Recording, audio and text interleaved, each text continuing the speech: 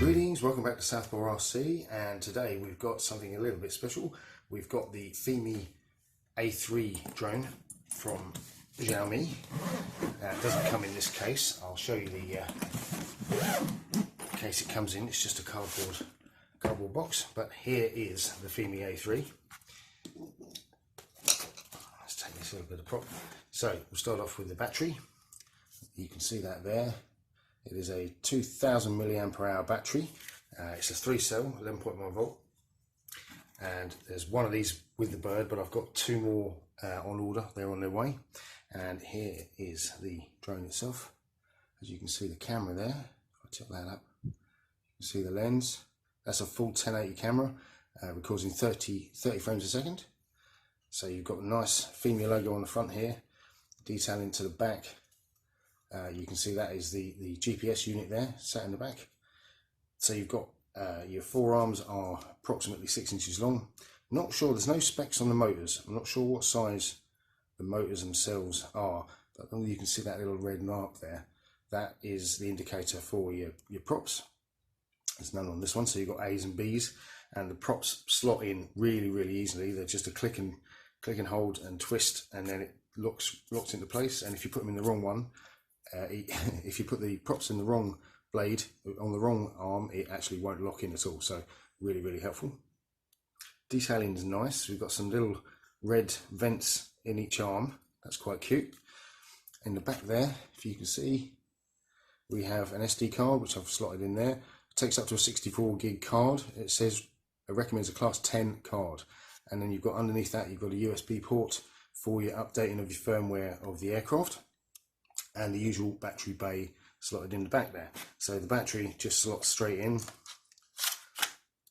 clicks in rather firmly, nicely, so that's not going anywhere. Brilliant. And then underneath you've got your on and off button. You've got two screw holes here for mounting ports. This is what they're calling the DIY port at the top here. A DIY port, you can add servos and light settings and fireworks launching devices apparently from this. I'm not sure you'd better buy those in this country, but give it a shot if you think it's worth a go. This gimbal is really well mounted. There's a whole section in there of rubber mounts and stuff. It's really nicely mounted, so I'm expecting quite a good image from that one. Nice little rubber feet on the bottom of the arms. They don't fold down, these little arms, but they're nicely sprung for landing. All in all, your takeoff weight for this aircraft is 560 grams, I believe. So it's quite heavy. It feels heavy, but it feels incredibly well made. It's really nicely finished. The seams are all very neatly done together.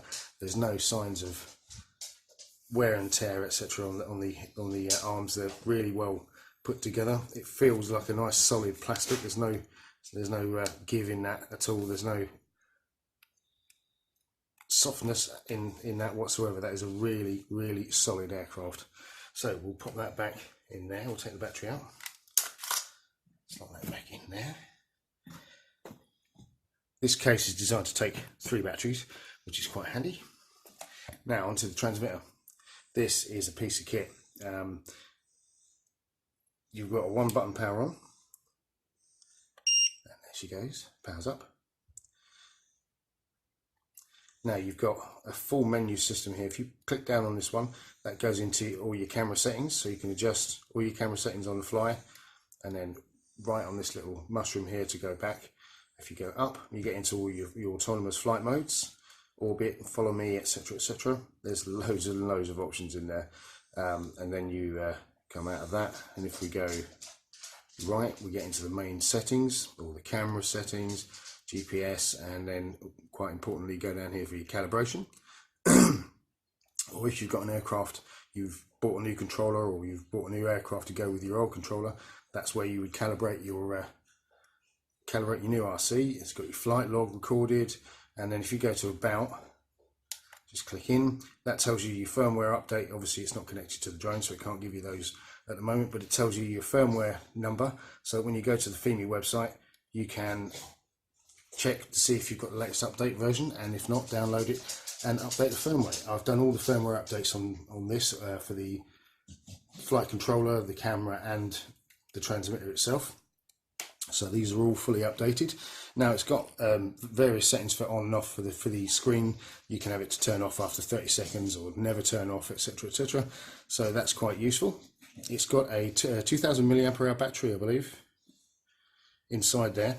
So it's a nice rechargeable unit. You should get about an hour and a half of use out of the controller on a charge, and it takes about 3 hours to charge. So not terrible. Got your return to home button here. And this is your GPS button and your sport mode, which is quite useful to have a nice definite switch between the two of those. Underneath here, we have got an AV out port to go to a set of Fat Sharks or whatever goggles you might use, so that you can get your telemetry directly onto your screen. While you do that, word of caution, when you do that, this screen blacks out so that you can only use the screen from your goggles, so be aware of that. Not really a big issue, but just so that you know. And you've got an SD card for recording, because this has got a DVR built into it, so you can record your onboard screen with your telemetry written underneath. And then you've got a USB charging port there as well. On the back side, we've got two buttons. This one here is your photo and video, short press for photo and a long press for video. And this one here is for operating your DIY port, so anything you've attached to there, so let's sets of lights or launching fishing bait, which is another option I believe, that will operate that one. This gimbal wheel here is your EV settings, your exposure value. It also lets you roll through the menu with that one as well, which is quite useful. And then this one on the top here on the left hand side is your gimbal up and down control for the camera. Now these antennae are short but apparently very effective. It's got a range of 1 to 2 kilometers. I've seen people take these 2 kilometers. So depending on what Wi-Fi interference you might have in your area, obviously be aware of that. There's also 4 little holes at the top here. If you can hear a clicking noise, that's my dog wandering around. If you see there's 4 little holes here that are silicon plugs, that's allegedly for a screen, a sunshade that they're designing for the transmitter, which would be quite useful, because apparently this is a little bit bad in glare. But I haven't actually got any chance to fly this yet, because it's raining and the wind is about 15 miles an hour, and I don't really want to test its first flight in some dodgy wind conditions, so I'm not going to be doing that. And then that's off. This little mushroom wheel is outstanding. It's like a PlayStation or an Xbox controller, and it's fully omnidirectional. That is really, really handy if you're going through your menus. Very nice indeed. If I take out one of the props, you can see this one's got no white marking, no little red markings on, but the ones that go on the other side are with 2 little red lines, so you know which ones to put on. And hopefully you can see it on the camera there that they're marked up with the direction of spin. And you've got a nice little locking mechanism on the bottom there with a lug, and that little lug locks into a slot onto the motors, and that's not going anywhere once it's locked in. They're really quite nice. Got a nice little uplift at the bottom there. So apparently these are really quiet to fly, so I'm expecting it to be pretty quiet. I've seen various reviews by Dustin Dunhill, etc, etc, and they've all found that they fly really nicely and they're really quiet. You also get standard USB cable for connecting your drone to your computer for your firmware update.